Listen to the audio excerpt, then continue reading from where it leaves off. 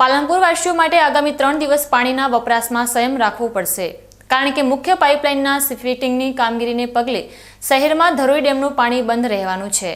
7 જાન્યુઆરી બુધવારથી 9 જાન્યુઆરી શુક્રવાર સુધી પાણી પુરવઠા બોર્ડ દ્વારા આ મેન્ટેનન્સ હાથ ધરવામાં આવ્યું છે।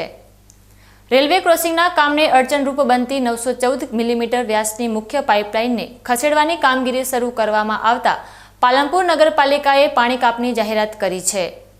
પાલનપુર શહેર મોટા ભાગે ધરોઈ ડેમ પર નિર્ભર હોવાથી નાગરિકોને મુશ્કેલી ન પડે તે માટે નગરપાલિકાએ 50 જેટલા બોરવેલ રાઉન્ડ ધ ક્લોક ચાલુ રાખવાનો નિર્ણય કર્યો છે અને ટેન્કર દ્વારા પાણીની પહોંચાડવાની વૈકલ્પિક વ્યવસ્થા ગોઠવી છે।